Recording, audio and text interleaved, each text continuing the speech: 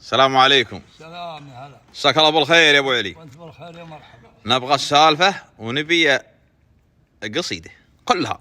السالفه طال عمرك في قصيده اللي علمتك بيوتهم منها. اسلم. هذه الحياه ابوي. الله يرحم امة المسلمين. وتقاصد هو واحد من العطافه اهل الجنوب، يقال له مانع بن شعثان. ابوي راح واشتغل في مصر، ومانع بن شعثان في الجنوب ويعقر الصيد، ويقولون يحب النسوان مثل ما جاتنا من العلوم. ينشد ابوي فيه يقول ما قال عايض بدا في راس مرقابه راس قهير وبقيه مهاضيبي. ايبي. قم يا نديبي ترحل فوق خبابه تنصار شنان من دون المعازيب. ايبي. الشنان جماعتنا. نعم. ركابها ما تجلق عظم شعابه ولا اداني بعد حس العراقيبي. والصيد قده لابن شعفان واضرابه وانا واهل مصر قدهم لمعازيبي.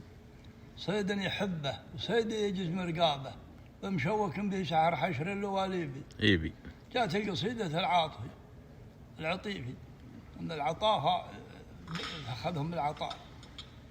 قال يا عيد الصيد صيدا ولا درابه عليك غر ولا تفهم الغيبي. الصيد صيد مللتها بعرقابه لا تدهان بالبضر عبيبي. ايبي. طال عمر السالفة والقصيدة سلامتك وسلامة من يسمع. صح لسانك بيض الله وجهك وانت سالم وغانم رحم الله والديك.